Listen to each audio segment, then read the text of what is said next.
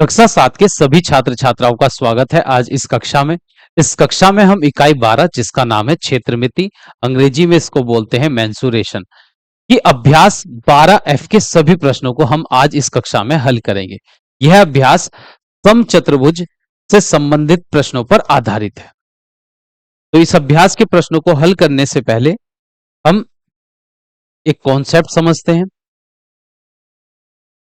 पहले हम एक समचतुर्भुज की आकृति बना लेते हैं। समचतुर्भुज वह चतुर्भुज होता है जिसकी प्रत्येक भुजा की लंबाई बराबर हो। प्रत्येक भुजा की लंबाई बराबर हो। समचतुर्भुज एक प्रकार का समांतर चतुर्भुज होता है क्योंकि इसकी सम्मुख भुजा एक दूसरे के समांतर रहती है और उनकी लंबाई भी बराबर होती है। तो समचतुर्भुज जो है एक प्रकार का एक समांतर चतुर्भुज होता है, पर इसकी एक खासियत है, इसकी चारों भुजाओं की लंबाई बराबर होगी। चारों भुजाओं की लंबाई बराबर होती है समचतुर्भुज में। समचतुर्भुज की चारों भुजाओं की लंबाई बराबर होती है और समचतुर्भुज में दो विकर्ण होते हैं। ये दो विकर्ण है समचतुर्भुज के और दोनों विकर्ण एक दूसरे को समद्विभाजित करते हैं। समद्विभाजित का मतलब है दो बराबर हिस्सों में बांटते हैं एक दूसरे को और 90 डिग्री के कोण पर एक दूसरे को ये समद्विभाजित करते हैं। ये जो कोण बनता है दो विकर्णों के प्रतिच्छेदन बिंदु पर जो कोण बनता है वह 90 डिग्री माप का कोण होता है और ये विकर्ण एक दूसरे को समद्विभाजित भी करते हैं कि दो बराबर हिस्सों में ये एक दूसरे को बांट देते हैं। ये बातें आपको याद रखनी है समचतुर्भुज से संबंधित। इस समचतुर्भुज वह चतुर्भुज होता है जिसकी चारों भुजाओं की लंबाई बराबर रहती है। समचतुर्भुज के दोनों विकर्ण एक दूसरे को समकोण पर काटते हैं और एक दूसरे को समद्विभाजित भी करते हैं। ये बातें आपको याद रखनी है समचतुर्भुज से संबंधित। अब अगर हमको इस समचतुर्भुज का क्षेत्रफल ज्ञात करना हो तो उसका क्या सूत्र है, तो लिखिए समचतुर्भुज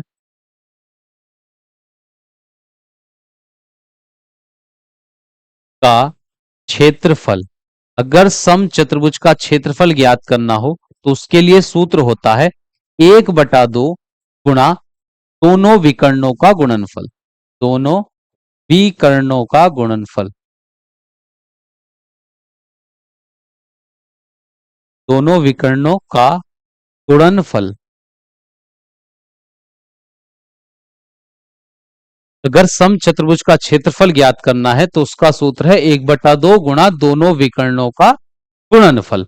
कि दोनों विकर्णों की जो लंबाई है उनके गुणनफल का आधा कर देंगे तो हमको समचतुर्भुज का क्षेत्रफल मिल जाएगा। तो इसी सूत्र का हम उपयोग करेंगे इस अभ्यास के प्रश्नों को हल करने में। पहला प्रश्न आपके सामने है इस अभ्यास का। प्रश्न संख्या 1 में कहा गया है कि नीचे सारणी में समचतुर्भुज से संबंधित मापें दी हुई हैं। कि इस सारणी में समचतुर्भुज से संबंधित कुछ मापें हमको दी गई हैं। पहले स्तंभ में क्रम संख्या लिखी हुई है, दूसरे स्तंभ में पहले विकर्ण की लंबाई दी गई है, तीसरे स्तंभ में दूसरे विकर्ण की लंबाई दी गई है और चौथे स्तंभ में हमको क्षेत्रफल ज्ञात करना है समचतुर्भुज का। अपनी अभ्यास पुस्तिका में रिक्त स्थानों की पूर्ति कीजिए। तो प्रश्न संख्या 1 के पहले सवाल में हमको एक समचतुर्भुज के पहले विकर्ण की लंबाई दी गई है। पहला विकर्ण, तो पहले विकर्ण की लंबाई है 8 सेंटीमीटर। फिर इसी समचतुर्भुज के का जो दूसरा विकर्ण है, दूसरे विकर्ण की लंबाई दी गई है 10 सेंटीमीटर। अब हमको ज्ञात करना है क्षेत्रफल। तो समचतुर्भुज का क्षेत्रफल, और समचतुर्भुज का क्षेत्रफल होता है 1/2 गुणा दोनों विकर्णों का गुणनफल। विकर्णों का गुणनफल। विकर्णों का गुणनफल। गुणनफल का मतलब है जो गुणा करके संख्या मिलती है उसको हम गुणनफल कहते हैं। तो 1/2 गुणा पहला विकर्ण है 8 सेंटीमीटर और गुणा दूसरा विकर्ण 10 सेंटीमीटर। तो 2 से 8 विभाजित हो जाएगा 4 बार, 2 चौक 8। फिर 4 की गुणा अगर हम 10 से करें तो 4 धाई 40। अब सेंटीमीटर की गुणा सेंटीमीटर से करेंगे तो ये हो जाएगा वर्ग सेंटीमीटर। तो 40 वर्ग सेंटीमीटर आ गया है पहले वाले सवाल में जो समचतुर्भुज की मापें हमको दी गई थी उसका क्षेत्रफल है 40 वर्ग सेंटीमीटर।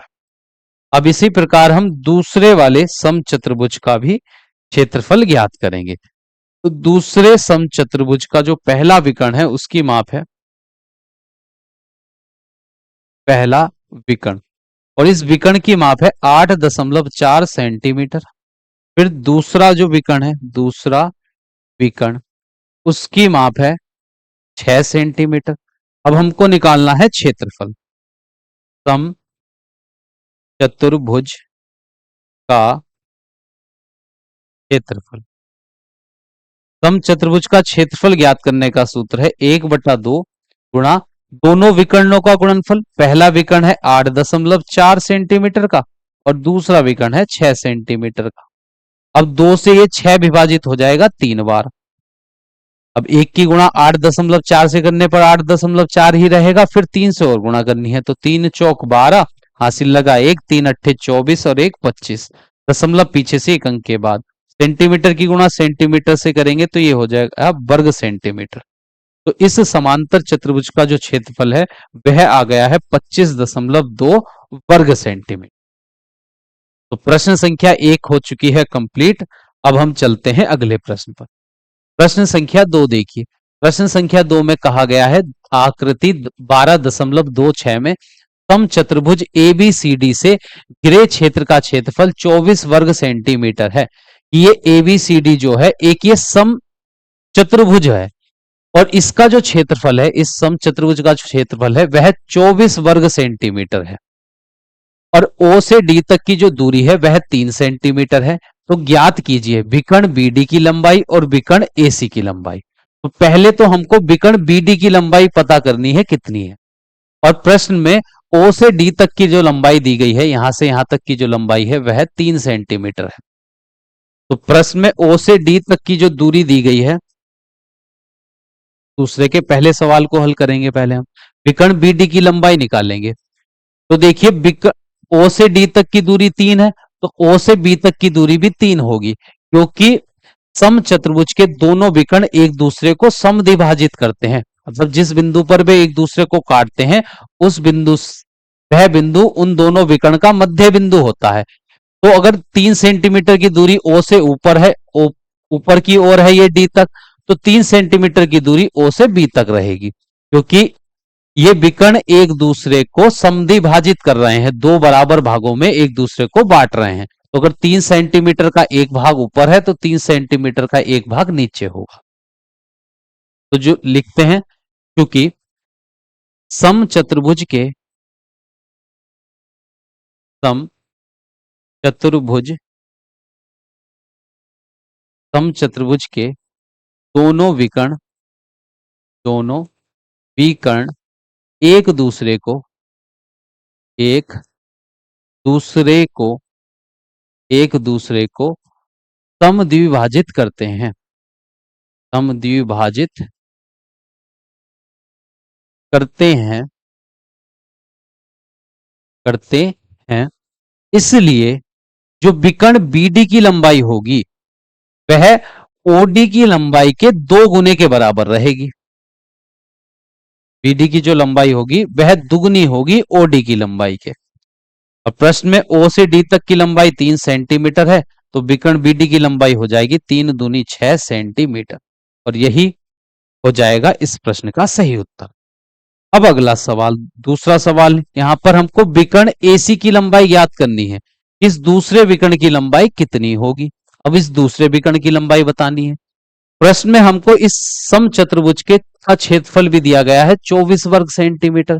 क्षेत्रफल हमको दिया गया है और एक विकर्ण की लंबाई भी हमने ज्ञात कर ली है।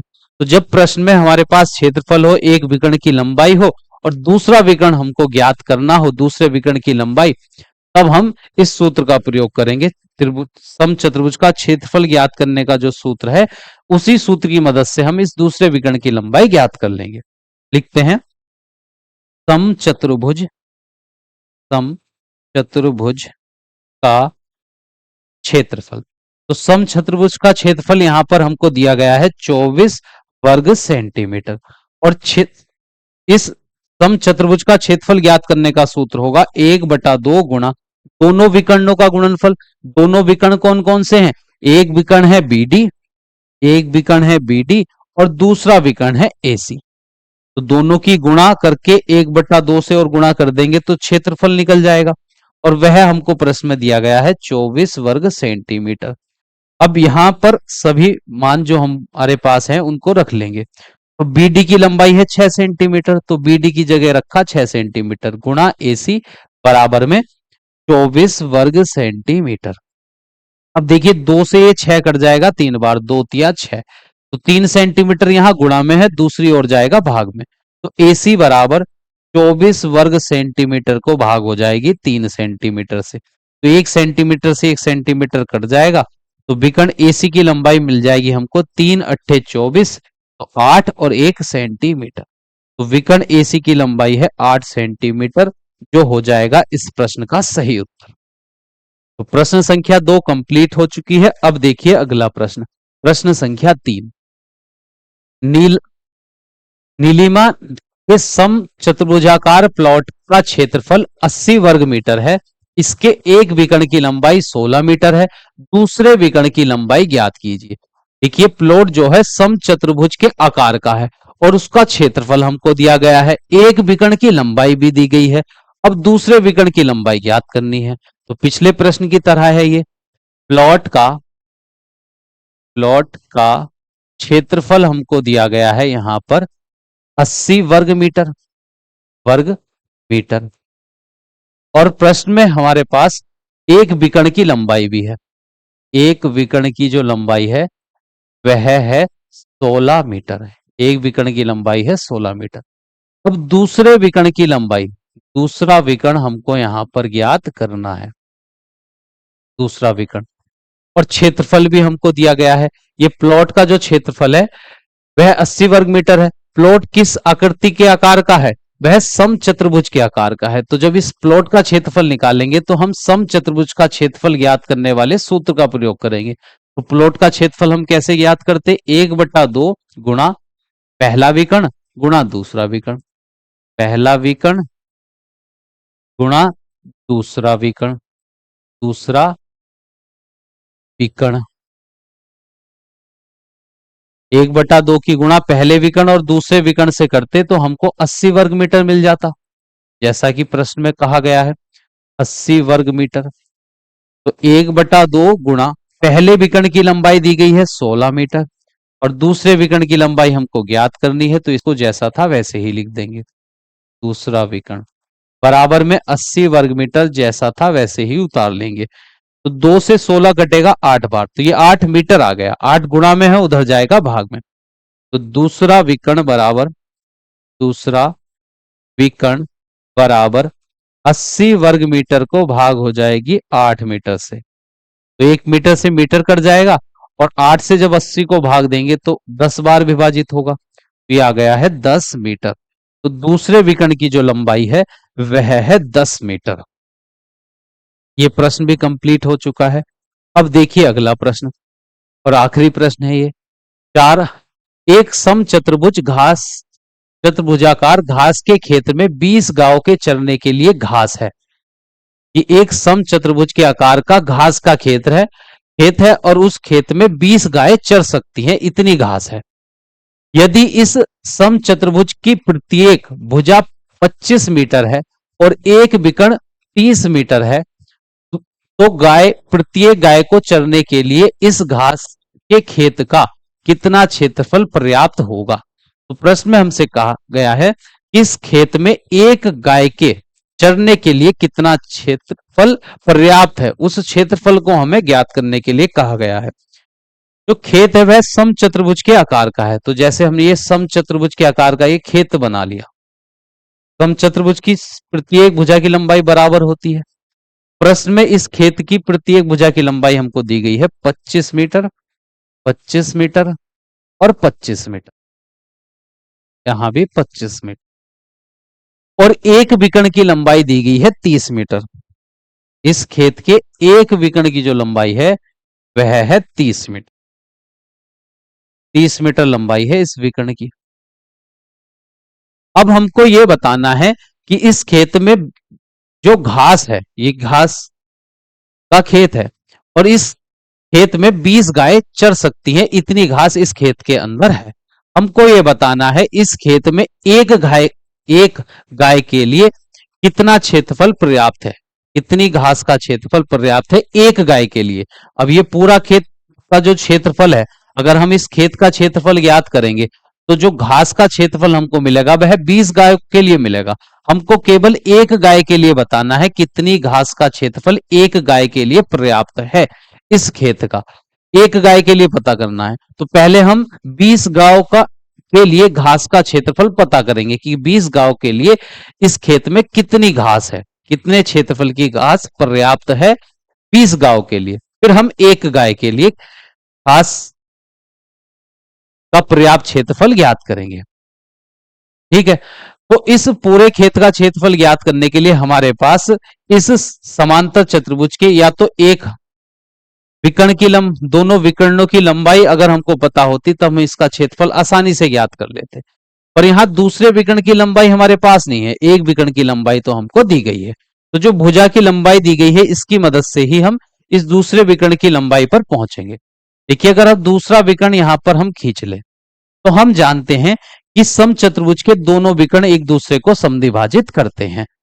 तो ये जो बीच में बिंदु रहेगा, जैसे इस खेत के शीर्ष हम मान लेते हैं ए बी सी डी और दोनों विकर्ण बिंदु ओ पर एक दूसरे को काट रहे हैं। ये विकर्ण एक दूसरे को समद्विभाजित करते हैं, मतलब बराबर दो भागों में बांटते हैं और एक दूसरे को समकोण पर काटते हैं, 90 डिग्री के कोण पर। तो यहां पर जो कोण बनेगा वह 90 डिग्री माप का होगा। तो विकर्ण एसी की लंबाई हमको दी गई है, तो ए से ओ तक की दूरी तो हो जाएगी 15 सेंटीमीटर, ये 30 सेंटीमीटर है तो 15 इधर होगा और 15 आगे होगा, तो 15 सेंटीमीटर। अब देखिए यहां पर एक त्रिभुज है, अब दूसरे विकर्ण की लंबाई ज्ञात करने के लिए ये सब हमको करना होगा। तो ये यहां पर त्रिभुज बना हुआ है ए ओ बी, ए ओ बी एक समकोण त्रिभुज है क्योंकि यहां पर 90 डिग्री का कोण है। तो इस समकोण त्रिभुज की एक भुजा की लंबाई हमारे पास है, दूसरी दूसरी भुजा की लंबाई भी है और तीसरी भुजा की लंबाई यहां पर ज्ञात नहीं है। तो जब हम पाइथागोरस प्रमेय की मदद से किसी समकोण त्रिभुज की दो भुजाओं की लंबाई ज्ञात हो तो तीसरी भुजा की लंबाई हम ज्ञात कर सकते हैं। तो यहां पर हम लिखेंगे त्रिभुज ए ओ बी में अगर पाइथागोरस प्रमेय हम लगाएं तो 90 डिग्री के सामने वाली भुजा कर्ण होती है, तो 90 डिग्री के सामने वाली भुजा है ए बी। ए बी का जो वर्ग होगा इस त्रिभुज की दो शेष भुजा ए ओ का वर्ग और ओ बी ओ के वर्गों के योग के बराबर होगा। इस कर्ण वाली भुजा ए बी का जो वर्ग होगा शेष दो भुजाओं के वर्गों के योग के बराबर होगा पाइथागोरस प्रमेय की मदद से। ए बी देखिए, ए से बी तक की जो लंबाई है वह है 25 मीटर, तो ए बी के स्थान पर 25 मीटर रखा। ए से ओ तक की दूरी जो है वह 15 मीटर है, तो 15 सेंटीमीटर है। सेंटीमीटर है या मीटर है केवल? अच्छा, ये 30 मीटर और 25 मीटर थे, यहां पर सभी मापे हमारे पास मीटर में है, ये सेंटीमीटर में नहीं है। तो 25 मीटर ए बी भुजा ए बी की लंबाई और ए से ओ तक की जो दूरी है वह 15 मीटर है, 15 मीटर का वर्ग प्लस बी से ओ तक की जो दूरी है वह हमको ज्ञात करनी है, तो बी ओ का वर्ग जैसा था वैसे ही रख देते हैं। तो 25 का वर्ग होता है 625 और मीटर का वर्ग हो जाएगा वर्ग मीटर। 15 का वर्ग होता है 225 और मीटर का वर्ग हो जाएगा वर्ग मीटर, प्लस बी ओ का वर्ग जैसा था वैसे ही रख देंगे।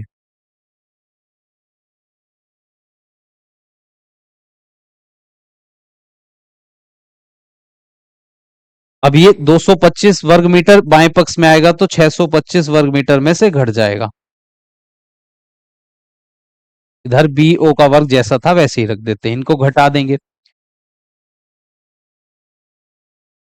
घटाने पर हमको मिलेगा 625 में से 225 घटाएंगे तो 400 वर्ग मीटर बराबर में बी ओ का वर्ग।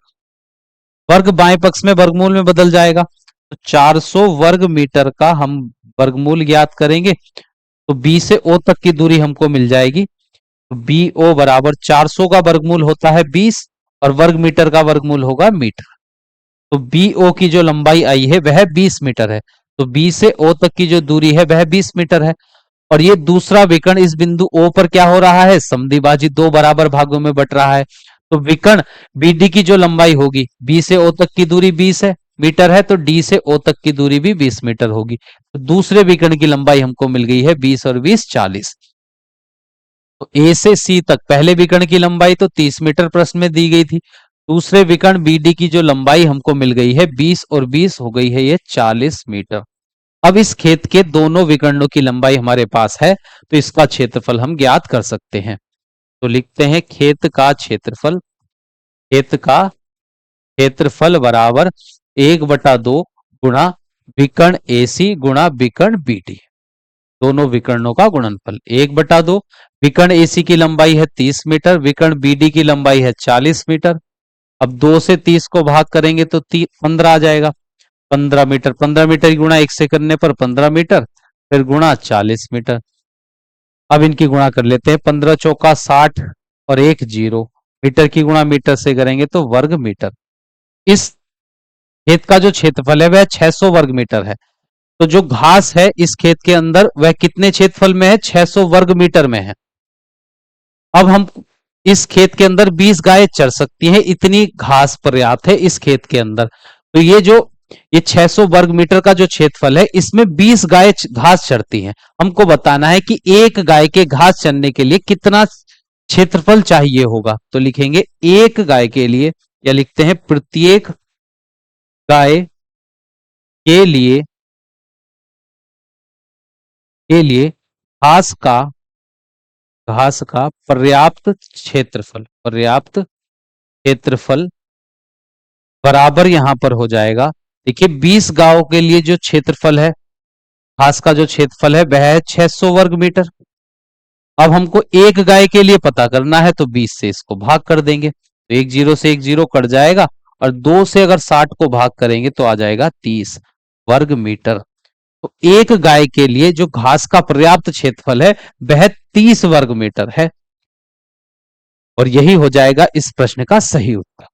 तो प्रश्न संख्या 4 कंप्लीट हो चुकी है। इसी प्रश्न के साथ यह अभ्यास भी कंप्लीट हो चुकी है। और जिन छात्र छात्राओं को यह क्लास अच्छे से समझ में आ गई है तो वह सभी छात्र छात्राएं इस क्लास का लिंक अपने सभी साथियों के साथ अवश्य शेयर करें। अब मिलते हैं नेक्स्ट क्लास में नई अभ्यास के प्रश्नों के साथ।